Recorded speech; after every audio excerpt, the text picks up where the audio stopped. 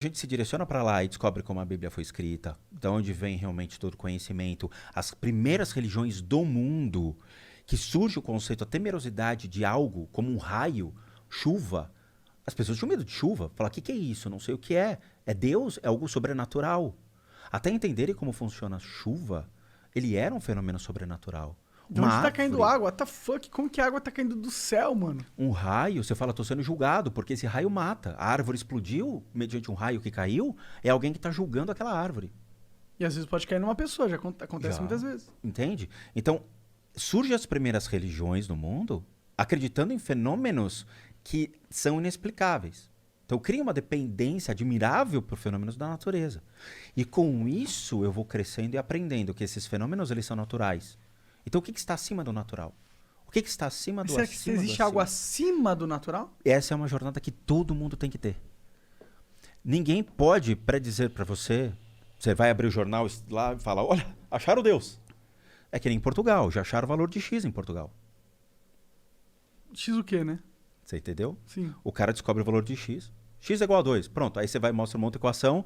Já sei X, é igual a 2. Não, numa outra equação. Você entendeu a piada? É, sim. Eu entendi. Entendeu? É Lá que nem... em Portugal, entendi 2 vezes. É uma piada, brincadeira, que eu acho legal, cara. Você é xenofóbico, cancelem agora o Spook House! Pai e mãe do Jean estão lá em Portugal, nesse momento, assistindo esse flow. Mas não são burros, não. Cara, eu lembro que uma vez... Eles são brasileiros. Eu lembro que uma vez eu peguei um vídeo de Portugal pra ficar analisando, né? Aí eu parei o vídeo e falei, pô, você sabe que em Portugal não tem pizza portuguesa, né? Porque toda pizza é portuguesa. É. Ela E é um pizza. cara escreveu pra mim falando, eu moro em Portugal, pois é verdade, aqui tudo é pizza. Aquele cozinha americana. Nos Estados Unidos a cozinha americana não existe, porque já é americana, porra. Pô, você chega lá e falou, cozinha americana, o gringo vai falar, mas você esperava o quê? Turca? Cozinha né? americana, Se bem que a gente tem aqui no iFood cozinha brasileira. Verdade. É porque a gente só encontra cozinha japonesa no iFood. Japonês e de hambúrguer peixe. é o que tem no iFood ultimamente. Você entende? Então, o questionamento é muito legal. A gente tem que buscar a fonte para poder julgar o que é. Não adianta você pegar livros que foram reescritos com viés. Você vai receber o viés e você vai repetir o viés. E não repetir o que estava realmente. Eu tenho a Bíblia do King James de 1610, em inglês. É um calhamaço desse tamanho. E lá está escrito, foram os deuses que botaram o ser humano na terra. E a Bíblia que você compra no centro da cidade está escrito, foi Deus que botou o ser humano na terra.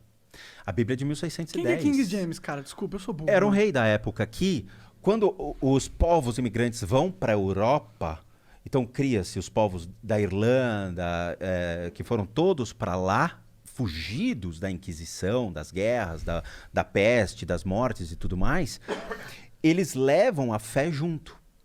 O King James foi um cara que manteve ainda a Bíblia, ou a tentativa da Bíblia ser escrita ainda na sua original. Entendi. Então a Bíblia de King James foi uma que ficou intacta ainda de 1610, que era a época que ele existia.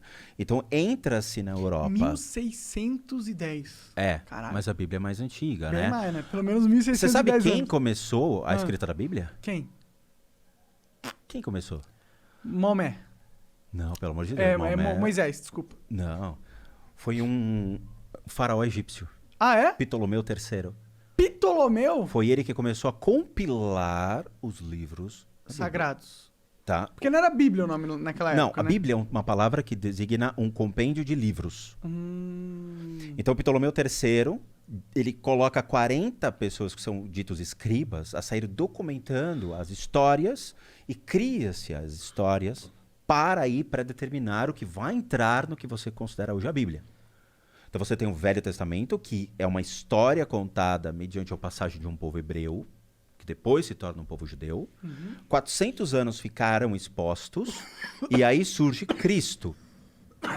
E aí surge o Deus cristão. Você tem dois deuses. Dois. O Deus do Velho Testamento é mate meus inimigos, destrua meus inimigos. Porra, meu, que Deus brabo do caçamba. Aí você vê no Novo Testamento, o meu Deus é amável. Ame os inimigos. Amai-vos uns aos outros. Então Jesus muda a interpretação e por isso que ele torna-se um judeu meio que não reconhecido pelo seu povo. Porque ao invés dele continuar os ensinamentos e propagando o que os hebreus e depois os judeus acreditam que é o Deus, ele chega e fala, eu não reconheço esse Deus, eu mudo a ideia de Deus. Então você tem dois princípios, que foi 400 anos de gap entre um e o outro. Cara, é legal pra caramba esse tipo de coisa, porque você vê duas óticas. Qual Deus que você quer? Você que se serve. Eu acho que também, além disso, você vê a evolução da percepção de Deus na humanidade, né? Nas religiões. Nas religiões. Sim. Um Deus vingativo com um Buddy Jesus, Jesus legal. Mas será que os dois deuses não existem? Por isso que eu fico. É por isso que a gente estava falando lá atrás da lógica universal, de existir realmente uma verdade. Porque eu acredito muito nisso. Eu acredito que existe a verdade, ela é uma. E os seres humanos, eles buscam interpretar essa verdade. Tudo bem. Só que o caminho para interpretar essa verdade, ele é longo e constante. Tá bom. E a gente nunca chega à interpretação fidedigna da verdade no começo, sabe? A verdade ela vai ficar trancada nesse caso. Porque qualquer coisa que altere o que as pessoas hoje acreditam vai gerar uma alteração social. Se o Vaticano se manifesta dizendo, puta, eu esqueci de dizer pra vocês, mas tá faltando umas páginas aqui na Bíblia e vamos colocar, porque aí vai justificar a história real de Deus, a sociedade treme, porque as igrejas estão já fundamentadas e alicerçadas naquela Bíblia. Qualquer mudança... Mas eu acho que elas não estão só alicerçadas num projeto... Numa crença, na interpretação bíblica. Não, eu concordo, é uma interpretação bíblica. Mas eu acho que essa interpretação, o que ela interpreta? Ao pé da letra. Esse é o problema da Bíblia hoje. Não, mas eu concordo. Tem muita gente que interpreta a Bíblia ao pé da letra. Mas eu acho que, tipo, a construção... Você mesmo falou, essas histórias, elas foram organizadas pelo cara lá, o... King James. Não, antes do... Ptolomeu III. Ptolomeu III. Tá. Mas eu acho que todas essas histórias, elas foram surgindo porque elas bebem de uma fonte de verdade universal. É a minha crença, isso. Sim, mas qual é a falha da sua verdade universal? É a má interpretação dessa verdade. Porque eu posso ver, por exemplo, vou ser muito grotesco, tá? Jesus senta na mesa, olha para os seus apóstolos e fala... Uou. Pensei que tu fosse falar... Jesus era mágico. Aperta um aí, carai. Jesus era mágico. Ele fez o dedo sumir. Ele fez um truque de mágica. Qual a interpretação que você acredita naquele tempo sobre aquilo que você tem como referência? Que ele tirou o dedo de verdade. Sim. Não, com certeza. A interpretação é uma coisa.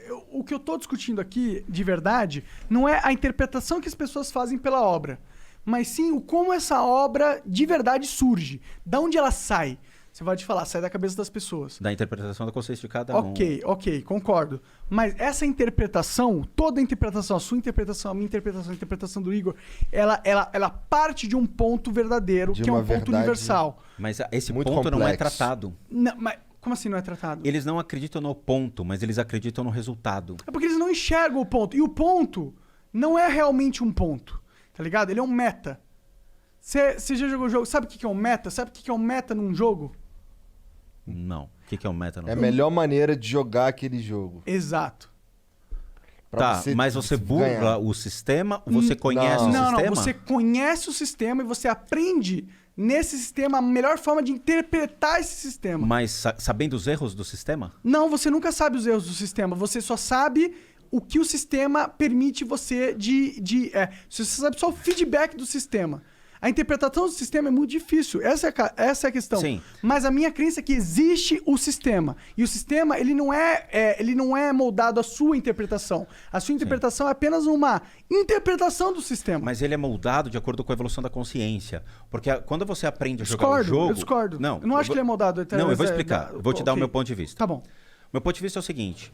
Se um lado é extremamente inteligente e tem uma verdade... A minha consciência está apta a encarar essa verdade, aceitar, entender e compreender essa verdade? Não necessariamente. Exatamente, porque ela vai passar de uma evolução histórica. Hoje a sua consciência sobre os fenômenos que envolvem o mundo, como a chuva e o trovão, eles são científicos, mas na pré-história não era. Mas o que evolui é a consciência. É a consciência que eu estou te colocando. Mas não a verdade. Não a verdade. A verdade é imutável. É o que eu estou te falando. Eu tenho uma verdade aqui. Eu tenho um grupo de pessoas que têm uma consciência limitada e que não estão aptas a entender a verdade. 42, para um computador é uma verdade, mas para as pessoas que estão em volta é uma frustração, porque elas não interpretam aquela verdade como o computador diz para você, que é 42. essa consciência das pessoas, elas vão tentando reconhecer aquilo como uma verdade. Elas se frustram.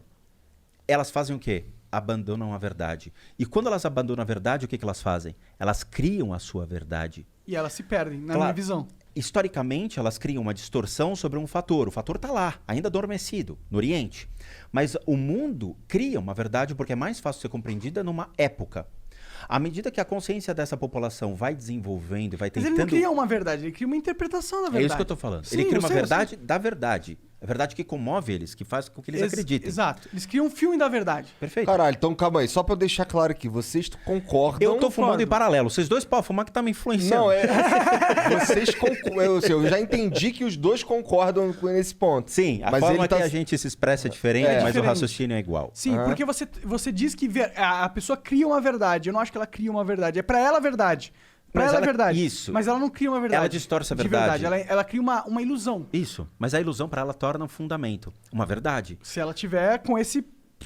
Porque não necessariamente precisa, entendeu? Exatamente, mas ela tá adormecida lá. Claro. A verdade existe. Claro. Sua verdade única tá lá. Os caras, eles não interpretam aquilo porque não chegam na conclusão daquilo. Então eles criam. É mais fácil criar uma religião do que manter uma antiga. Por quê? Porque a sua capacidade de interpretar aquela religião, às vezes, não condiz com o que é ensinado. Se você fala, pô, não gostei disso, eu vou pegar isso daí e vou criar uma religião nova.